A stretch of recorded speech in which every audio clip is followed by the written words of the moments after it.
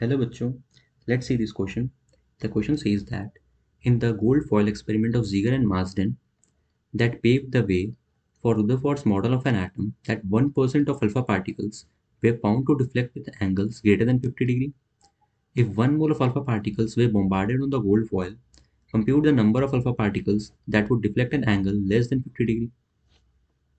तो हमारे इस क्वेश्चन में ये बताया जा रहा है कि जो जीगर एंड मार्सन का गोल्ड फॉयल एक्सपेरिमेंट था जिससे उन्होंने ये मेक श्योर किया that make pave the way, इसका मतलब है that make sure for Rutherford model of an atom that 1% of alpha particle या जितनी अल्फा पार्टिकल उन्होंने पास कराए थे गोल्ड फॉयल से उसका 1%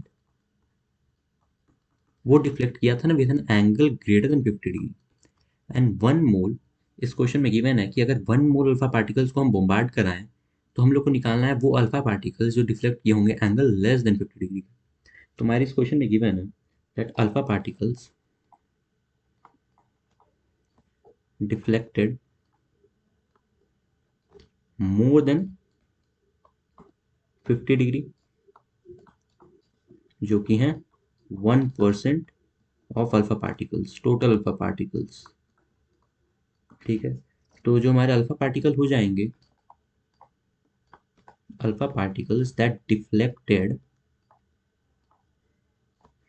with angle less than 50 degree वो कितने हो जाएंगे? तो वो हो जाएंगे 100 माइनस 1%, जो कि हो जाएंगे 99% ऑफ अल्फा पार्टिकल्स। तो हमारे इस क्वेश्चन में जो नंबर ऑफ पार्टिकल्स हैं वो गिवन है जो कि हैं 1 मोल,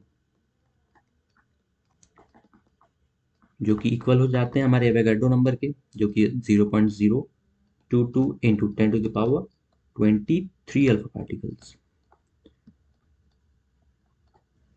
और जो लेस देन 50 डिग्री पर डिफ्लेक्ट कर रहे हैं वो हैं बस 99% ऑफ अल्फा पार्टिकल, यानी नंबर ऑफ पार्टिकल्स जो कि हमारे क्वेश्चन में पूछ रहा है, नंबर ऑफ पार्टिकल्स डिफ्लेक्टेड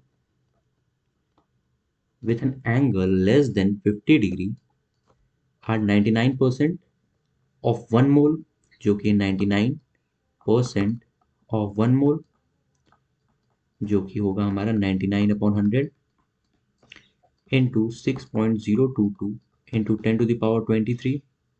तो यहाँ से हम 2 0 कट करते हैं तो यहाँ पर आ जाएगा हमारा 21 पावर, और ये 99 और 6.002 को हम लोग जब इंटू करेंगे तो हमारा आ जाएगा 596.178 इंटू 10⁻21, जो कि फाइनली आ जाएगा हमारा 5.96178 इंटू 10⁻23। तो ये हमारा फाइनल आंसर हो जाएगा। तो इतने टोटल पार्टिकल्स होंगे जो डिफ्लेक्ट किए होंगे with an angle less than 50 degree. Hope you understood it well. Best of luck.